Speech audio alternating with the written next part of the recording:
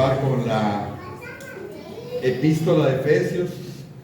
Ya es el 16º sermón que tenemos, y aunque pues predicamos así como cada 3 semanas, pues yo sé que se pierde un poco la secuencia. Entonces ya oró el hermano por nosotros, entonces vamos a dar inicio de lleno. Entonces vemos, el sermón de hoy va a ser el proyecto divino. Está muy raro el título, ¿verdad? El proyecto divino llamado Iglesia. Son del 20 al 22. Vamos a ver si es cierto que ese título queda, para que lo juzguen. Bueno, así un repaso muy breve quiero darles para que entiendan el entendimiento, el contexto de lo que voy a predicar ahorita. Así muy rápidamente les voy a dar el contexto y la recapitulación de la vez pasada. Tengan ahí su Biblia, Efesios capítulo 2, ahí no se muevan del capítulo 2. Básicamente, el capítulo 2, Pablo les enseña pues que la salvación es por gracia. Bien facilito, ¿verdad? Tal vez todos crean eso, lo cual es por gracia, que no es por obras, que la salvación en sí, tanto como la fe, es un don divino por gracia, ¿no? Ahí no opera nada el ser humano. Y cuando te digo eso, ya ataqué la teología arminiana. Si no entiendes qué es la teología arminiana, pues tenemos un problema. Quiere decir que hay cosas que no entiendes de teología, que son fundamentales. Bueno, era lo que quería Pablo, enseñarles el correcto concepto doctrinal de que la salvación. Pero luego pasa a otro tema y les dice, ¿saben cómo éramos nosotros sin Cristo? Y ahí es donde es un sermón donde golpeó muy fuerte Pablo a los oyentes, y nos golpeó a nosotros porque nos empieza a decir cómo era nuestra vida antes de Cristo. ¿Sí? No sé si has pensado cómo era nuestra vida antes de Cristo.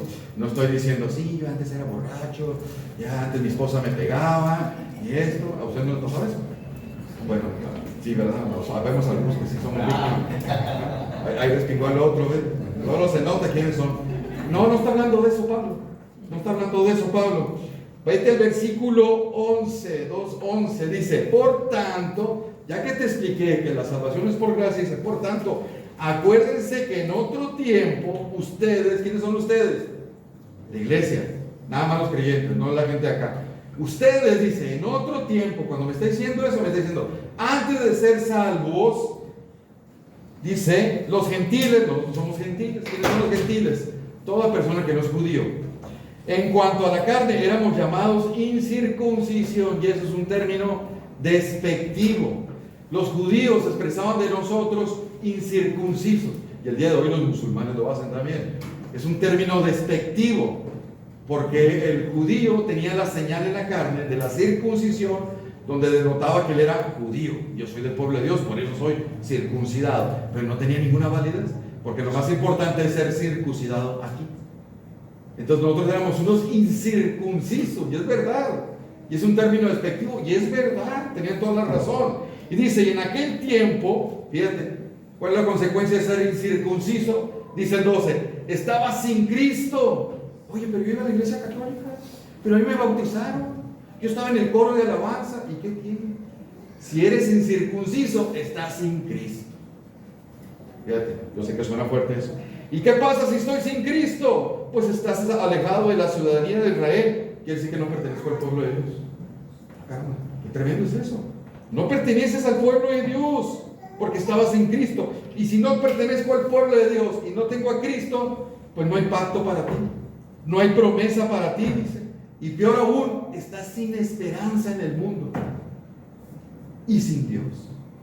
Bueno, todo el mundo estamos así antes. Y el resto de afuera, así está, pero no lo sabe. Aunque vayan a alguna iglesia, fíjate lo que digo, o a alguna congregación. Si son incircuncisos, si no han nacido de nuevo, todos están así, sin Cristo, sin esperanza, sin promesa, y no pertenecen al pueblo de Dios. Esas son terribles noticias, terribles noticias. No, pero me bautizaron de chiquito. Te mojaron, no te bautizaron, es diferente. ¿Sí? No, pero mi hijo de chico estaba en el grupo de alabanza. ¿Y qué tiene? ¿Ya nació? ¿Es regenerado? No. Entonces, no hay promesas para él. Y está sin Cristo, está sin Dios en el mundo. Pero luego, Pablo es muy duro, pero cambia de tema en el 13. Pero ahora, a nosotros nos está hablando, ¿no? Ahora, en Cristo Jesús, en Cristo se refiere posicionalmente, que ahora pertenecemos a Cristo, estoy unido a Cristo, es lo que me está diciendo ustedes, nada más ustedes, diciendo del mundo entero, ustedes que en otro tiempo estaban lejos, ahora han sido cercanos por la sangre de Cristo. Y no se refiere a la sangre literal, se refiere a la muerte expiatoria en el cruz. Ahora nosotros estamos cercanos a Dios. ¿Se acuerdan que el velo se rasgó de arriba abajo? ¿Qué significa? Acceso total al Padre, gracias a lo que pasó en la cruz. Eso es lo que me está diciendo, ¿verdad? Y dice, rápido, en el 14, síganme ahí. Porque Él, ¿quién es Él? Jesús. ¿Quién es Él? Jesús, Cristo. Él es nuestra paz. ¿Por qué paz? ¿Por qué paz? Ay, es que ahora que estoy en Cristo siento bien bonito aquí. Nada que ver. Nada que ver, no tiene nada que ver. Es que ahora en la noche, ahora duermo bien bonito. No, no tiene nada que ver. Esa paz es lo que desconoce la gente. Traigo bien el micrófono porque siento que se me mueve. Porque Él es nuestra paz. Porque antes, ¿qué dice? Dios está airado ¿con quién? Con el impío. Todos los días. ¿Quién es el impío? El inconverso. La gente del mundo. Todos los días está enojado Dios con ellos. ¿Por qué? Eso lo dice la Biblia, no lo estoy diciendo yo. Porque todo lo que hace en el día lo ofende. ¿Sí? Entonces Él es nuestra paz. ¿Qué quiere decir? Que ahora Dios no está enojado conmigo. Porque ya no tengo nada que ofender. No tengo nada de deuda que pagar. Todo lo hizo Cristo en mi lugar, en la cruz. Ahora yo tengo que ir a la presencia de Dios Padre. Ahora yo puedo presentarme al Dios Padre. Y no me ve a mí. Ve lo que Cristo hizo en mí. Por eso ir al Padre. No porque yo sea bueno. No porque tenga una vida santa. Terriblemente lo contrario. ¿Entienden la diferencia? Porque Él es nuestra paz. Que de ambos pueblos, acuérdate que los judíos y los gentiles no se podían ni ver. Yo voy para allá. Ya está Samaria. Yo soy judío. No paso por ahí. ¿Cómo voy a pasar por Samaria? Malditos. Es más, yo pisaba a otro pueblo y ¿qué hacen los judíos? Se sacudían los pies, el polvo, para no contaminar su lugar. Para que vean la enemistad que había antes. ¿Sí? Que de ambos pueblos hizo uno, derribando la pared intermedia. Ya no hay ninguna pared entre nosotros, se supone, porque estamos en paz con Cristo. Aboliendo en su carne las enemistades, la ley de los mandamientos expresados en ordenanzas, para crear en sí mismo de los dos un solo y nuevo hombre, que es el misterio revelado en el Nuevo Testamento. ¿Qué es ese nuevo hombre? La iglesia. La iglesia. Esto es maravilloso, por eso se llama el proyecto divino de Dios, la iglesia. ¿Verdad? Que de ambos pueblos hizo uno, matando con ellos las enemistades, y vino y anunció las buenas nuevas de la paz, que nosotros estaban lejos, pero ahora están cercas, porque en medio de Él, los unos y los otros, tenemos entradas por un mismo Espíritu, se refiere al Espíritu Santo, al Padre, así que ya no son extranjeros ni advenedizos, sino conciudadanos, santos y miembros. Eso es lo que vimos la vez pasada. O sea, ya no hay nada que puede separar a los cristianos. No existe el cristiano rico, el cristiano pobre, el cristiano gringo, el cristiano mexicano. No existe eso ya. Todos somos un solo pueblo en la iglesia. Eso no existía en el Antiguo Testamento. Eso no existía en los judíos. Eso lo vamos a ver. Por eso Cristo es nuestra paz. No debe haber ninguna barrera entre nosotros. Eso es lo que vimos. ¿Te acuerdas, por ejemplo? En el templo de los judíos, por ejemplo, en el templo de Herodes, que estaba ahí en Jerusalén y rodeado del imperio romano, rodeado de gentiles y paganos, pero nadie podía entrar al templo. El que entraba bajo pena de muerte. ¿Te acuerdas que una vez apresaron a Pablo y lo iban a matar? Porque supuestamente había metido unos gentiles ahí, lo cual era falso. Fue acusado por eso. Ningún gentil podía entrar al templo. Y todo el mundo lo sabía. Y nadie entraba porque era bajo pena de muerte. Los romanos respetaban esa ley. ¿Por qué? Porque había barreras. El día de hoy cualquiera puede ir a la iglesia. Al contrario, las puertas están abiertas para que venga todo el mundo. Esa es la diferencia de ahora y de antes. Por eso ya no somos extranjeros, dice, sino conciudadanos de los santos. ¿Verdad? Hoy no hay barreras económicas. Hay cristiano rico, el cristiano pobre. Sí, pero tienen unión ahora. De hecho, son hermanos, porque tienen el mismo padre. No debe haber barreras culturales. Yo soy de pueblo, yo soy capitalino. Yo tengo doctorado, él ni siquiera hizo la primaria. Nada de eso son barreras ya. No debería de haber. Que las hay en la iglesia, tristemente. ¿Verdad? El racismo, el feminismo, el machismo, son cosas que no deben de existir. Existen, pero no deberían. ¿Verdad? Bueno, todo eso lo vimos. Vamos a entrar de lleno a lo que es el sermón. Mira, estos son los dos pasajes, los tres versículos que vamos a ver. Edificados, ¿qué es edificados? Levantados, construidos sobre el fundamento de los apóstoles y profetas, siendo la principal piedra del ángulo Jesucristo mismo, en quien todo el edificio, bien coordinado, va creciendo para ser un templo santo en el Señor, en quien ustedes también son juntamente edificados para morada de Dios en el Espíritu Santo, obviamente. Entonces, ¿qué vamos a ver? 3 puntos rapiditos. El proyecto divino llamado la iglesia es construido sobre la verdad absoluta de Dios. Esto, no lo que yo crea, no lo que crea el pastor Tony, no lo que crea el mundo, y también solamente creciendo en la correcta unidad, porque hay unidad que es incorrecta, y su propósito es la adoración, pero la correcta, porque hay muchos tipos de adoración. Entonces, rápidamente quiero ver esos 3 puntos. Esperemos que se nos alcance el tiempo. Entonces, punto 1, construido sobre la verdad. ¿Cuál verdad? Y está en paréntesis, sana doctrina. Ya a muchos les choca esa palabrita. O ponle escritura si quieres, ¿verdad? Como le quieras llamar. Entonces, debemos ser edificados. ¿Qué significa edificados? ¿Qué quiere decir? El verbo original ahí habla de ser construidos y es un verbo gramaticalmente pasivo, es decir, yo no lo hago, alguien lo hace en mí. Esa acción de ser edificados yo no la hago, yo no soy partícipe, actúa en mí. ¿Quién es esa fuerza que actúa? ¿Quién es esa fuerza que me edifica, que me construye, que me va creciendo? ¿Cuál es esa fuerza? El fundamento de los apóstoles. ¿Y qué es el fundamento de los apóstoles y profetas? Hay otros pasajes de la Escritura, si te fijaste, si eres observador, siempre dice al revés, profetas y apóstoles. Y aquí Pablo lo invirtió a darle, porque está primero apóstoles y profetas. ¿Por qué crees? Eso es bien interesante. Dice profetas y apóstoles, y se está refiriendo a los escritos, enseñanzas y revelaciones de un grupo de varones. ¿Cuáles varones? Los 12 apóstoles, Pablo, Timoteo, Santiago, Judas, Marcos. Se acabó. Eso. Fijaste que dije varones. No me quiero ver machista, pero fijaste que dije varones. Porque nada más los varones es a los que se les reveló y pudieron escribir algo. Aquí no hay nada escrito por una mujer y no debe de haber. Y no porque seamos machistas. Tenemos que enseñar eso. Entonces, el fundamento de los apóstoles y profetas son varones, pero está hablando específicamente, ¿sabes de qué? Del Nuevo Testamento. Aquí Pablo está haciendo un énfasis de que la iglesia, el fundamento de la iglesia que somos nosotros, se levanta sobre el Nuevo Testamento. Todo lo que diga el Nuevo Testamento. Específicamente, ¿no? Obviamente. Ahora, ese fundamento no son los apóstoles y los profetas, son las enseñanzas que ellos nos dejaron aquí. Este es el fundamento sobre el cual yo soy edificado. Pero espérate, ¿qué dice?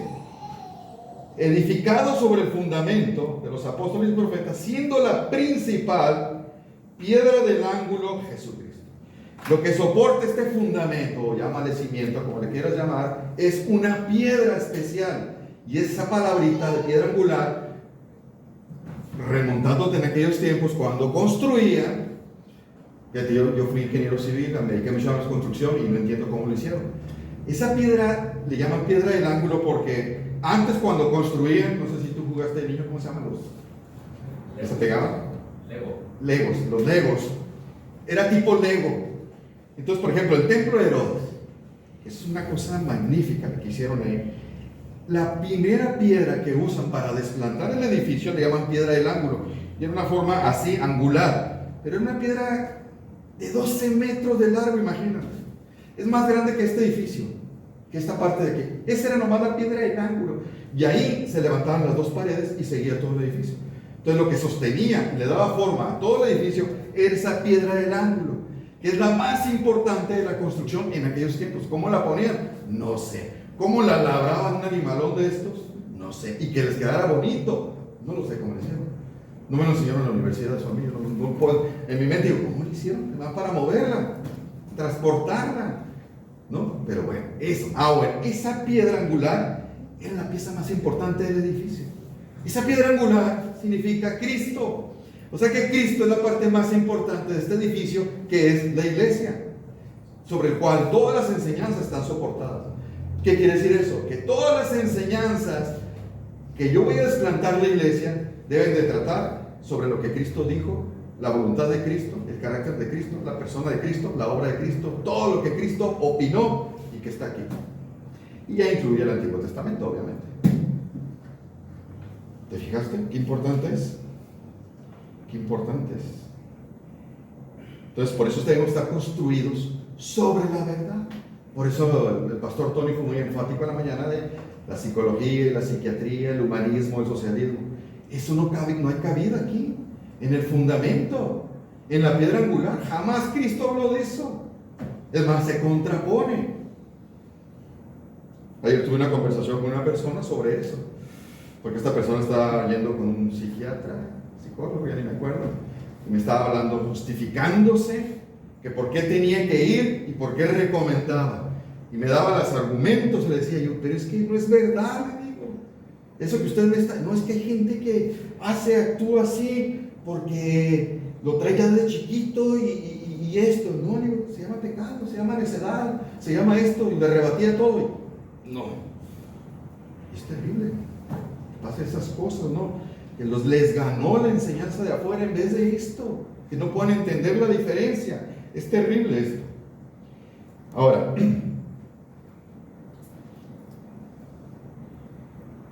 entendamos, el fundamento no son los apóstoles ni los profetas, sino su enseñanza, la revelación que nos dejaron aquí por inspiración y revelación divina, ¿verdad? Y eso del Cristo, de construir la verdad, es muy importante, porque todas las iglesias que tú vayas, incluidas sectas, van a usar este librito y te lo van a abrir y te van a decir, esta es la verdad de Dios. Pero yo, ¿cómo sé cuál es la verdad? Está bien facilito. Está bien facilito. ¿Qué está entre paréntesis? La sana doctrina. Eso es lo que distingue entre una secta, entre una iglesia sólida y una iglesia construida en la verdad. ¿Te has fijado por qué? ¿Qué serán? Todas las iglesias que vayas aquí hay un pastor. ¿Cuántos pastores hay aquí? 4. ¿Por qué crees? ¿En qué parte de la Biblia dice que hay un pastor? ¿En qué parte de la Biblia enseñan que hay un pastor? En ninguna parte. Siempre habla de un liderazgo plural. Es más, el Antiguo Testamento, que no es un argumento, pero ¿cómo se regían? 70 ancianos. Eran los ancianos los que gobernaban y dirigían y resolvían los asuntos. Y en las iglesias siempre las cartas eran a los ancianos, siempre en plural. A la iglesia de Tesalónica, a los ancianos, siempre en plural. No me acuerdo un detallito de lo que es doctrina sana. ¿Y por qué estamos rodeados de iglesias con un pastor? ¿Por qué? Porque no tienen doctrina sana. Así de fácil. No es que esté exaltando esta iglesia. Tenemos muchos errores más. Eso aparte incluye la verdad de Dios sin diluir ni alterar. Bueno, como esta iglesia va empezando y no hay varones, pues vamos a poner a las mujeres que enseñen. La hermana tiene mucho talento, es muy buena para enseñar. El próximo domingo predique usted porque no hay varones. Eso se llama practicidad y se enseña en el mundo, pero aquí no funciona aquí. Si Dios no ha levantado varones preparados, es que no quiere. Así de fácil, nada de practicidad. Cuidado con diluir o con el Señor. Ahorita también el pastor Tony habló de, por ejemplo, en el mundo le enseñan que cuando ya tienes muchos problemas con algo, estás enfermo, eres un alcohólico, ¿no? A mí me dijeron, tú estás enfermo, tienes alcoholismo, eres un enfermo, tienes que ir al AA. Mentiras. Lo que tengo es un pecado tan grande que le fascina emborracharse, no alcoholizarse. ¿Te fijas la diferencia? La etiqueta la pone la sociedad. el alcoholismo, el TDAH. Si conocieran a mi nieta, la chiquita que estaba, bueno, ella está afuera. Es hiperactiva, le dirían los psicólogos. No es cierto, no es hiperactiva. Tiene un nivel intenso de energía, pero muy alto, como nunca lo he visto a ningún niño. Pero está dentro de lo normal, no tiene problemas de conducta, ¿verdad? Nomás para que entiendas lo que es la verdad, la sana doctrina, lo que es sin diluir, sin alterar, ¿verdad?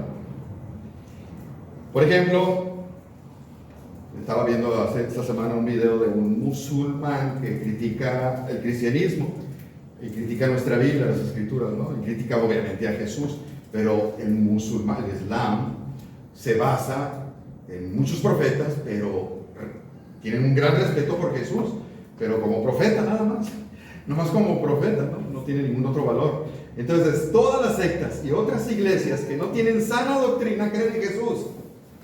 Pero quiero que entiendas que existen muchos Jesús, pero esto, la iglesia nomás puede crecer sobre el verdadero Jesús, porque hay muchos falsos Jesús. El Jesús de los adventistas es el mismo del nuestro. No. Ese Jesús se apoya en las revelaciones de Elena de White. Los mormones creen en Jesús, pero se apoyan en las revelaciones del libro azul del mormón. Will Smith, no me acuerdo de eso. Will Smith es el actor. Will Smith también está bien mal. Me quedé viendo la película y no, pero bueno. Apostólicos, que somos los más cercanos que tenemos, y la gente dice, no, es que mi hermano apostólico no es tu hermano, porque ellos tienen otro Dios. Jesús se hace Padre de repente se hace Espíritu Santo, y de repente es el Hijo, y eso es modalismo. Y eso es una herejía tremenda, fíjate. Para que entiendas lo que es dar la doctrina, porque es tan importante construir sobre la verdad. ¿Qué hicieron los israelitas cuando salieron de Egipto y llegaron al monte Sinaí y para darle las tablas de los 10 mandamientos? Y 40 días, y el pueblo se desesperó y le dijo: ¿sabes qué? Vamos a adorar a Jehová. Fíjate, qué bien, qué bonito, vamos a adorar a Jehová, pero haznos un becerro para tener algo que ver, porque así como que no se siente la adoración. Y el otro le dijo: pues padre, vamos haciendo. Y lo hicieron bien bonito. ¿Qué hizo el Señor? Trajo mortandad de cientos y cientos israelitas que murieron, porque así no quiero que me adoren. Yo no soy esa imagen. Es lo mismo cuando tú cambias el Jesús. El Jesús de los católicos es Cristo. No, ese Jesús tiene una mamá que perdona pecados. ¿Dónde has visto eso? Tiene una mamá que te lleva al cielo, una mamá que hace milagros. Qué cosa tan irreverente, perdón. ¿Te fijas lo que es la santa? No se puede construir la iglesia sobre esas falsas verdades, pero son muy bonitas. ¿Entienden? Los Jesús son falsos, nada más hay uno verdadero. Esta, la piedra del ángulo. Ahora, ¿por qué sucede eso? ¿Por qué sucede eso? Yo les he dicho que el cristianismo está en crisis. ¿Por qué crees que está en crisis? ¿Por qué las personas no detectan que el Jesús de los católicos, el Jesús de los adventistas, de los mormones, que son muy lindos, es diferente del nuestro? ¿Por qué no detectan? ¿Por qué crees? Si yo le pregunto a mi nieta de, ¿cuántos tiene? 5, y le digo: ¿qué opinas de los cargos plurinominales del Congreso? Y eso me va a decir: Me va a decir: ¿qué? ¿Por qué? Porque es una niña y no puede entender esos asuntos. ¿Sabes por qué la gente no entiende? Porque son niños, no tienen discernimiento. Todo lo que huele a Biblia es bueno, todo lo que huele a cristianismo es bueno, todo lo que huele a religión es bueno. No. Yo tuve una librería cristiana y me fue como en feria. ¿Sabes por qué? Porque querían puros libros que eran terriblemente malos, y yo nomás vendía teología reformada, y aquí no se vende esa teología. La gente no le gusta leer libros reformados. Me fue malísimo, ¿no? No sacar ni para pagar la renta, porque un bebé juzga como un niño, se dejan guiar por sus sentimientos, por sus emociones, como dice Efesios, para que ya no sean niños fluctuantes, que se dejan llevar por las artimañas del error. No lo detectan ellos no lo detectan. Todo lo que suene bíblico, todo lo que suene cristiano, todo lo que suene amoroso, debe estar bien. No. ¿Te has fijado por qué las iglesias de este tipo, reformadas o bíblicas, como le quieras llamar, aquí en México, ¿Sabes cómo es su membresía? Chiquitita, chiquitita. ¿Y sabes cómo son las iglesias arminianas, las iglesias legalistas, donde se acepta la psicología, donde se acepta la prosperidad, donde se habla mucho del positivismo, donde se permiten todos los tipos de dones espectaculares, donde hay un solo pastor, donde se habla de la gracia, donde se habla nada más del amor, y que están llenas? ¿Por qué crees? ¿Por qué crees? Porque Jehová Nissi tiene 3 cultos, creo, son como 5,000 personas. Porque la central apostólica que está aquí en la Carranza tiene, no sé, miles de gentes. ¿Por qué crees? Porque no tienen buena doctrina las ovejas y no saben juzgar correctamente, no tienen discernimiento y no están construidos en la verdad, pero no se dan cuenta. Estas gentes, cuando yo tenía la librería, buscando una Biblia, quiero una Biblia, pero ¿cuál? La original. Ah, caramba, ¿cuál es esa? Le digo, la 1960, esa es la original. Esa es la original del día. ¿Cómo me van a decir que es la original? Es una traducción nada más. Y se hizo en 1560, fíjate. ¿Cómo que la original? Yo les decía, mira, te recomiendo esta, la Biblia MacArthur, el estudio está muy buena. ¿Qué es eso? Para que veas el nivel que tenemos. Si no pueden discernir eso, ¿cómo van a discernir estas cosas que son más profundas? ¿Qué dice Timoteo? 1 Timoteo 3:15. La iglesia es la columna y el sostén de la verdad de Dios. Nosotros se supone que somos los que sostenemos la verdad absoluta de Dios, pero para eso hay que conocerla y enseñarla. Pero si yo me diluyo, si yo le cambio, ¿cómo empezó la iglesia cristiana? Perseveraban en la doctrina de Dios, unánimes, perseveraban, no le cambiaban nada, ¿verdad? En 1 Timoteo 1:3 le dice Pablo a Timoteo, al pastor, ahí en Éfeso: te prohíbo la doctrina errada. O sea, la doctrina errada está prohibida, mas sin embargo hoy impera, está en todos lados. Se entendió entonces que para que la iglesia debe estar construida, pero sobre la verdad absoluta, la sana doctrina. Si no, no hay edificación. Si no, no crecemos. Podemos crecer en número. Si sabes que hay iglesias gordas, hay iglesias gordas. Aquí es bien fácil aumentar la membresía. Te aseguro que si le bajamos al mensaje y hablamos de otro tipo de cosas, aumenta la membresía. ¿Cuánto cuestas? ¿Me explico? Hay iglesias gordas. Eso no significa que Dios está bendiciendo a esa iglesia, no es cierto. El número no es bendición en sí. La bendición está en la profundidad, en la santidad que está haciendo la iglesia. Punto 2, mira. Creciendo en la correcta unidad. Fíjate, correcta, o sea que podemos estar unidos y tener un buen compañerismo. O sea, estar mal unidos, podemos ver eso. ¿En quién? ¿Quién es en quién? Cristo. Todo el edificio somos nosotros, bien coordinado, va creciendo. ¿Te fijaste? Todo el edificio es la iglesia verdadera. Todos los verdaderos creyentes. Y bien coordinados, que están colocados estratégicamente en armonía. Esa palabra también habla de que alguien te puso ahí. Es pasivo ahí. Estratégicamente en armonía. Es como cuando, por ejemplo, cuando construían, bueno, yo nomás dirigía, yo nunca construí nada, pero los albañiles, por ejemplo, un muro de ladrillo, desplantaban, se llama. Ponían un hilo horizontal y una plomada vertical, porque tenían que poner los ladrillos perfectamente alineados en el sentido horizontal y vertical. Si no, va para abajo el muro. No se les paga ese muro. Está mal. A esa palabrita se refiere. Bien coordinado. La iglesia está así. Todos nosotros debemos estar perfectamente unidos entre nosotros. A eso se refiere. Para que haya crecimiento, fíjate. Pero tiene implicaciones. Mira lo que dice Pedro. Ustedes, la iglesia, como piedras vivas, fíjate, ahí está la palabrita. Estamos un edificio, pero se supone que nosotros somos como una piedra viva, que Dios me colocó ahí, pero viva.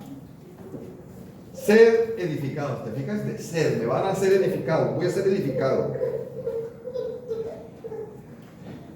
Pero ¿cómo voy a ser una piedra viva si Juanito no quiere ser miembro? ¿Cuándo has visto en el Nuevo Testamento un cristiano que no es miembro de la iglesia?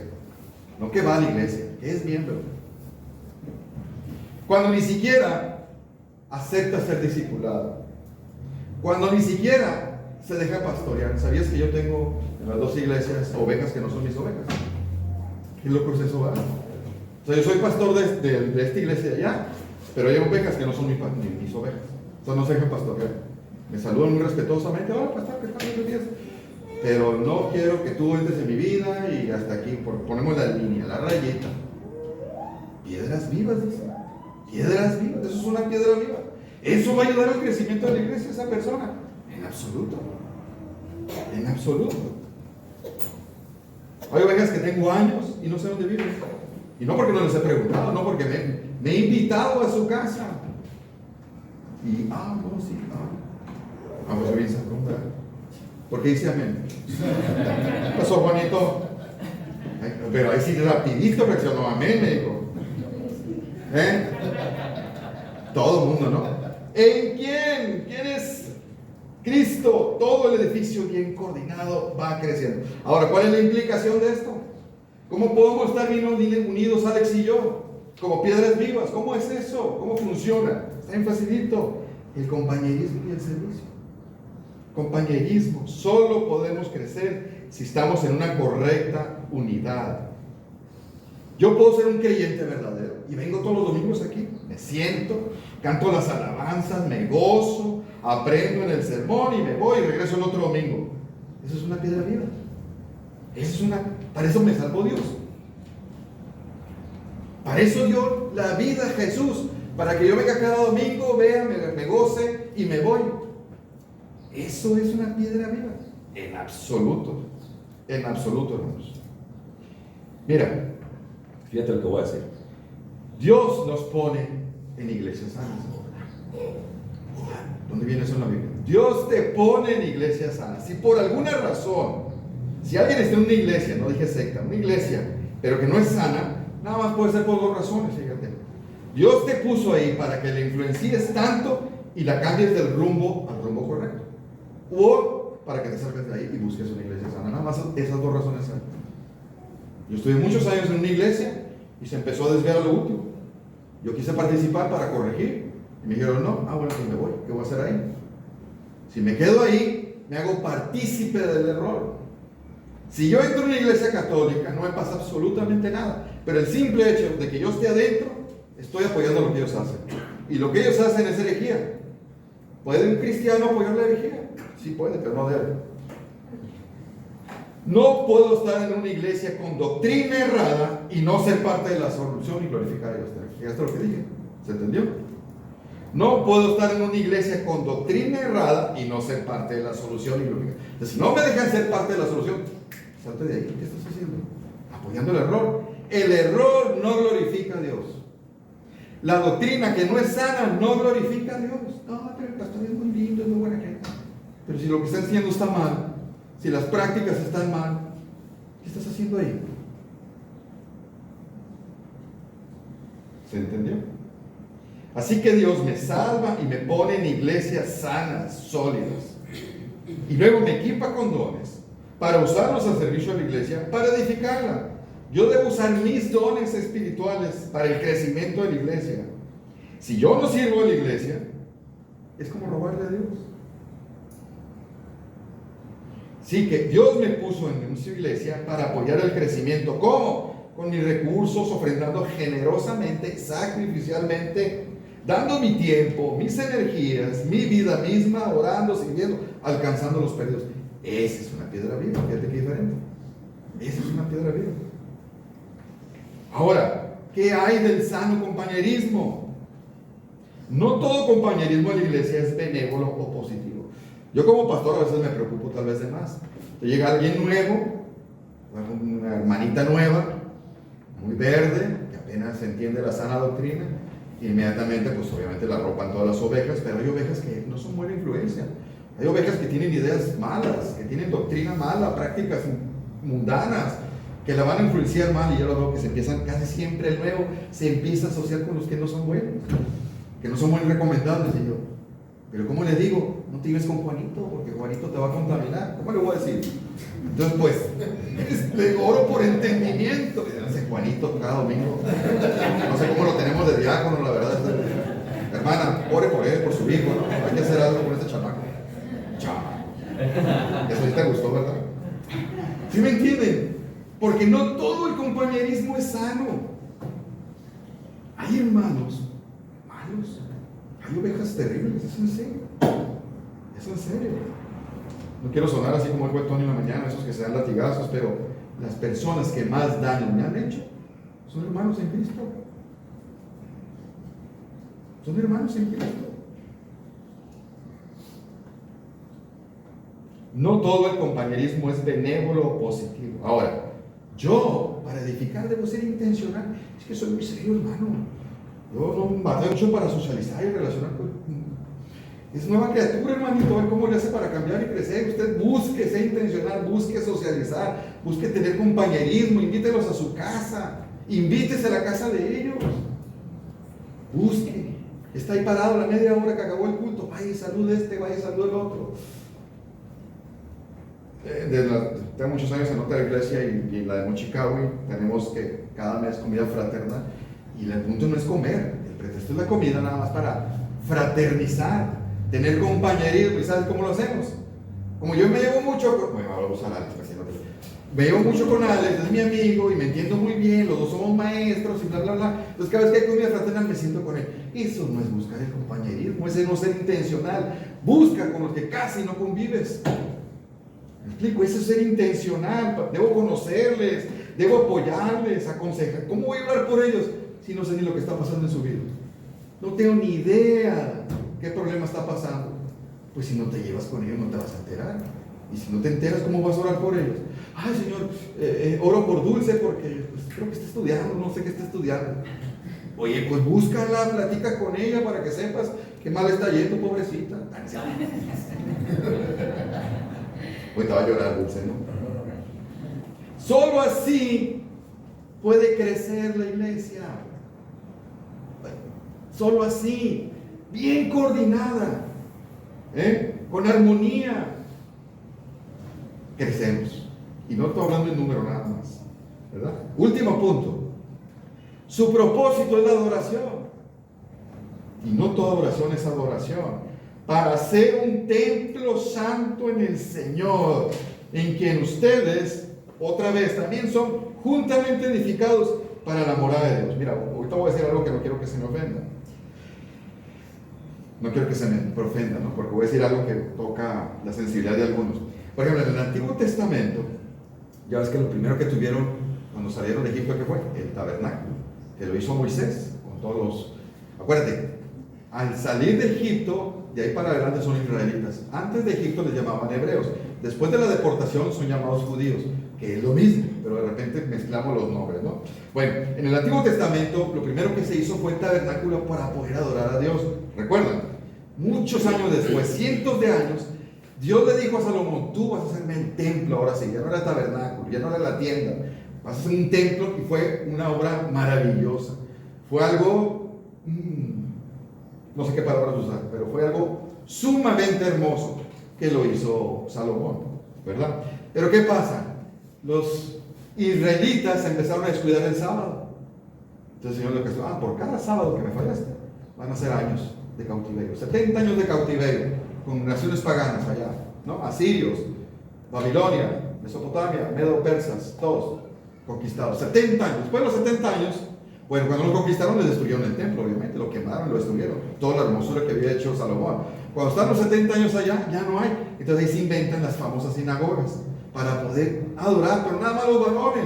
Regresan de los 70 años y dicen al Señor: ahora sí, construyen un templo. Pero pues no había mucho, no había riqueza, estaba muy amolado el pueblo israelita. Por lo tanto, judíos ya serían judíos. Por lo tanto, hicieron un templo, pues, 2, 3, vamos a decir, para adorar a Dios. Cientos de años después, Herodes, el tetrarca, sí, un pagano judío, les hace el templo a los judíos para quedar bien con ellos, pero una obra maravillosa también, una de las maravillas del mundo, considerada supuestamente, ¿no? Se los hace perfectamente, pero viene Cristo y no lo reconoce. Y en el año 70 les destruye el templo, nada más les quedó el muro de los tablados. A partir de ahí no ha existido jamás un templo para Dios. El templo como tal no existe. Esto no es templo, esto es un local. El templo ya no existe. Te lo digo porque en casi todas las iglesias enseñan que ese es el templo y ese es el altar. Eso es falso. Eso es falso. ¿Sí? Por eso dije, no quiero lastimar la susceptibilidad de alguien. Por eso, en el nuevo proyecto de Dios, que es la iglesia, Él se inventó un templo. ¿Cómo crees que se le ocurrió? Solamente Dios pudo haber pensado eso. ¿Sí? ¿Cómo se cree que fue ese templo que se le ocurrió? ¿Cómo crees? De una manera muy sabia dijo. Antes, por ejemplo, los judíos que se dispersaron por todo el mundo, pero si eras judío y eras varón, estabas obligado mínimo 3 veces al año. Viajas a Jerusalén con tu tributo, que te va a costar un montón de dinero ir allá para adorar a Dios. 3 veces tienes que ir mínimo. Si ya tenías de 13 años para arriba, tienes que viajar. Obligatorio. Nada más ahí se le podía adorar a Dios. Fíjate qué tremendo. Y tenías que llevar ciertos animales, tenías que cumplir con ciertas leyes. Todo eso se acabó. Y Dios cambió todo el proyecto ahora. El proyecto es la iglesia. Ahora, para la única manera para que alguien me adore, nada más es por medio de la iglesia. Si tú no eres de la iglesia, no puedes adorar a Dios, fíjate.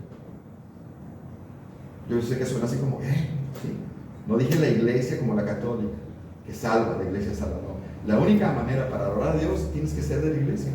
Y no estoy hablando de la membresía.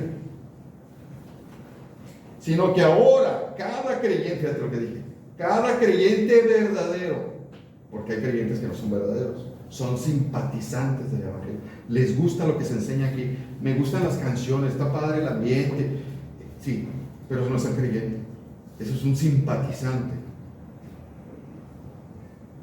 Se le ha otorgado al verdadero creyente la bendición del nuevo pacto, una de las promesas del antiguo hacia el nuevo pacto. ¿Sabes cuál era? Jeremías 31, ¿cuál era?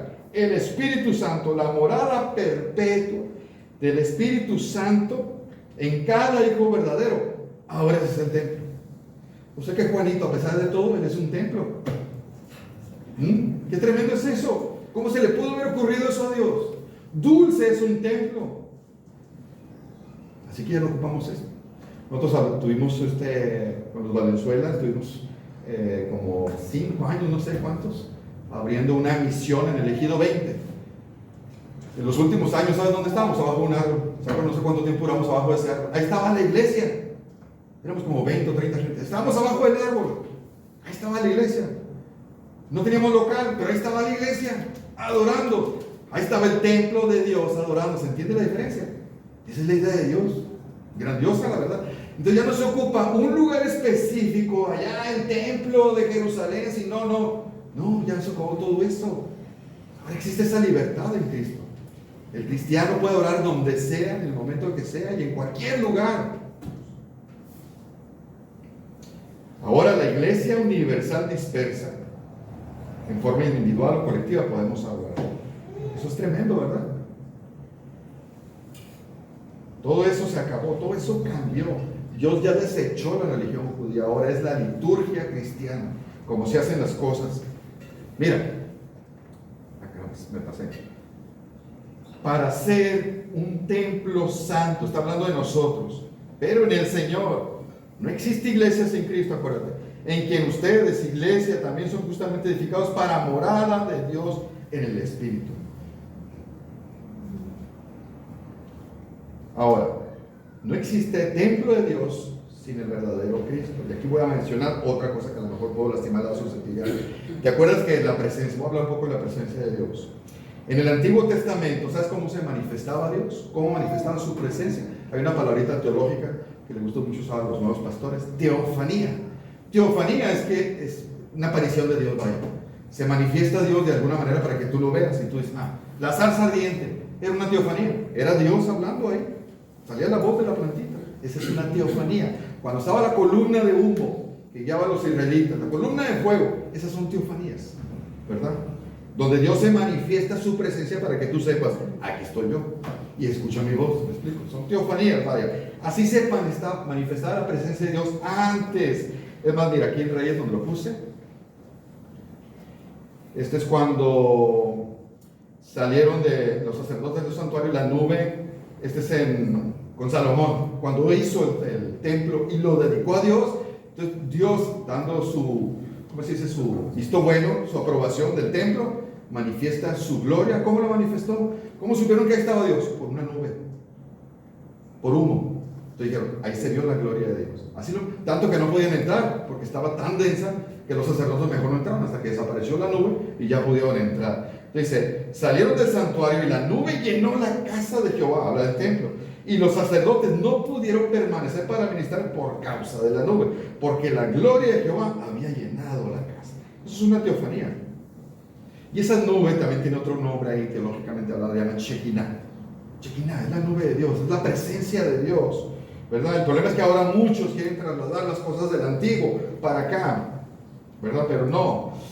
El día de hoy los carismáticos, los pentecostales, algunos religiosos y tristemente algunos cristianos sinceros han sido mal enseñados y creen y le llaman la presencia de Dios cuando ellos en su sentir, en su emoción perciben según ellos algo y le llaman, aquí está la presencia de Dios, aquí se siente la presencia de Dios.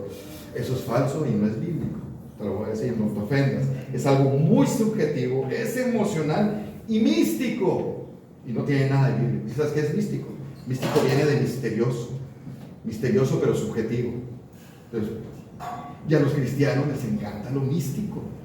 No, en la mañana que venía, le hablé al Señor y sentí algo aquí. Sentí, y así me lo dijo un cristiano. Y luego le dije, un pájaro se me emparejó en el carro y dice, manifiéstate, Señor. Y yo lo aceleraba y el pájaro aceleraba. Y le frenaba y el pájaro frenaba. Y me lo platicó a mí y me quedé, ¿qué es eso? Pero ese tipo de misticismo le fascina a algunos cristianos. Eso es falso. Eso es falso. ¿Sí? Yo, en 20 años que tengo de cristiano, 21, ya no me acuerdo cuánto, he asistido todos los domingos a un culto y en muchos tipos de iglesias. Nunca he sentido la presencia de Dios. Nunca he visto la presencia de Dios. Nunca. ¿Soy hereje acaso?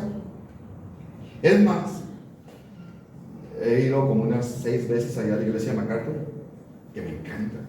La verdad, cuando la primera vez que llegué, yo así se me cayó la mandíbula cuando vi el local, no el templo, y empezó la alabanza, que ahí sí es una orquesta, perdón, ahí sí es una orquesta, la verdad. Y los que cantan son sopranos de ópera, son una tremenda cosa, ¿no? Y la acústica es perfecta. Entonces empiezan las alabanzas y yo, ya estoy en el cielo, decía yo. Bueno, yo ahí sí me dejé subyugar y como que sientes, pero no, es algo místico, es algo emocional mío, no tiene ninguna diferencia con lo de aquí. ¿Entiendes lo que quiero decir? Pero no. Entonces, ¿cómo es que se manifiesta la presencia de Dios? ¿Acaso no hay presencia de Dios aquí? Yo sin sentir nada, yo sé que aquí está la presencia de Dios. ¿Cómo puedo decir eso? ¿Cómo puedo decir eso? Porque, ¿cómo está Dios presente? Porque cada cristiano que es regenerado, se le ha prometido la morada perpetua del Espíritu Santo que es Dios. Entonces, todos los que aquí son redimidos, todos los que aquí verdaderamente son creyentes, tienen al Espíritu Santo. Por lo tanto, aquí está la presencia de Dios. Esa es una manera. Y cuidado, porque también los carismáticos y algunos pentecostales y algunos arminianos han enseñado la falsa doctrina del ministerio del Espíritu Santo, porque la confunden con el Antiguo Testamento. Cuando en el Antiguo Testamento el Espíritu Santo estaba o venía y estaba con las personas, no en las personas. Solamente en el Nuevo Testamento está en las personas perpetuamente. Por eso David dijo, no quites de mí tu Santo Espíritu. Pues claro, porque era el antiguo pacto. Ellos no tenían la bendición de santificarlos perpetuamente como nosotros. Jamás se van aquí, pero los pentecostales y carismáticos enseñan esas tonterías, que son terribles, porque dañan mucho la adoración. Estamos hablando de la adoración correcta. No puedes adorar correctamente enseñando esas tonterías. Ven Espíritu, ven, hay un canto. ¿Cómo puedes hablar de eso? Y para los inconversos está bien, pero para los cristianos, ¿cómo puedes cantar eso? Está prohibidísimo cantar eso. Ven Espíritu, ven. Cállate, estás ofendiendo a Dios. No puedes cantar eso. Esa adoración no la recibe Dios. Mira, ustedes, la iglesia, ya no viven según la carne, obviamente, sino según el Espíritu, y está en mayúscula porque se refiere al Espíritu Santo. Si es que el Espíritu de Dios, que es el Santo, mora perpetuamente en ustedes. Eso está hablando. Mora. ¿Qué dice Corintios? Ustedes son el templo. El templo. Si es que el Espíritu de Dios mora en ustedes. Fuimos sellados, acuérdense, por el Espíritu Santo. Entonces la presencia de Dios no es que se sienta o se vea. Está aquí, porque aquí hay creyentes redimidos. Y aquí está el Espíritu Santo. Ahora, también hay otro medio visible. ¿Cuál es? Cuando mis hermanos que son verdaderamente redimidos, hay el fruto del Espíritu Santo. Empiezan a actuar en santidad y se ve ese fruto. Dices, aquí está Dios. Ahí está Dios actuando. Ahí está el Espíritu Santo actuando. Ahí está la presencia de Dios. Ahí sí, pero no en cosas místicas. De que ahorita que sentí, ahorita que llegué al púlpito sentí, fíjate que sentí la presencia. No, déjate de cosas. Esas son tonterías y ofenden a Dios. Son cosas muy emocionales, muy subjetivas y místicas. Y no viene nada de eso aquí. Pero a la gente le fascina, ese es el problema. Por eso, como dice en Juan, los verdaderos adoradores van a adorar al Padre en espíritu y en verdad. ¿Te fijaste? Si no hay verdad, no hay adoración. Si no está en espíritu, tampoco. Entonces, ningún inconverso puede adorar a Dios porque no tiene el Espíritu Santo y no conoce la verdad. Y no todos los que tienen el Espíritu Santo lo hacen en verdad porque no tienen sana doctrina. Nada más, con sana doctrina, Dios recibe la adoración, no porque sea muy sincero la recibe. ¿Entiendes por qué es tan importante eso entonces? ¿Por qué está prohibida la falsa doctrina? Muy bien, para concluir y terminar, juntamente edificados, esta expresión, ya lo dijimos un poco, es todos juntos en armonía, participando y siendo sumisos para que Dios me edifique, fíjate, siendo sumisos, como lo mencionó ahorita, una piedra, alguien que no se deja pastorear no es sumiso. No vas a crecer si no te dejas pastorear. Si no recibes el consejo, si no recibes la exhortación predicada, no vas a crecer, porque no eres una piedra viva. Juntamente, todos juntos. Pero yo no vengo los domingos, yo nomás vengo así como visita, cada 2 veces al mes. No vas a crecer y no apoyas en el crecimiento, ¿verdad? Es como, haz de cuenta, esta mano está peleando con esta. Eso es una tontería, porque esta mano pertenece a este cuerpo. Y si yo a este cuerpo lo alimento, todos los miembros crecen, porque están perfectamente unidos, es lo mismo. Pero si mi hermano Eleazar, pues hoy hay partido ahora, hay partido y no viene, y de repente el otro domingo es día del Padre y no vengo, porque es día del Padre, lo voy a festejar, pero el Padre Celestial no, voy a festejar a mi Padre biológico, no es importante. ¿Quién hace eso? Entonces, ¿cómo va a estar perfectamente unido? ¿Cómo va a crecer el edificio? No va a crecer. No va a crecer, ¿verdad? Así que estamos todos juntos, hermanos, trabajando y sirviendo y apoyando para que Dios obre en nosotros, dándonos el crecimiento correspondiente. Entonces, este maravilloso proyecto que Dios se le dio, que es la iglesia, que es algo tan maravilloso, a veces la gente no entiende y les digo, no le dan el valor correcto a la iglesia. La iglesia es la esposa. Por ejemplo, si alguien me dice a mí, no, yo te respeto mucho, Antonio, y te quiero mucho, pero no le hablas a mi esposa, no saludas a mi esposa, no respetas a mi esposa, no puedo tener una relación contigo entonces. Oye, lo más importante en la vida es mi esposa, ya como la tratas, me tratas a mí. Entonces, no, sí, Dios, Jesús es lo primero para mí, yo amo a Jesús. ¿Y por qué, cómo tratas a la iglesia? Casi ni vienes. Y cuando vienes, no tienes compañerismo, no sirves, no ofrendas. No te importa, Jesús es mentira. Tú no amas a Jesús. Eres simpatizante. ¿Me explico? Cristo murió por la iglesia. Qué tremendo. Cristo murió por la iglesia. ¿Y sabes qué? Antes del sufrimiento va a venir por ella. Para que vean lo importante que es el proyecto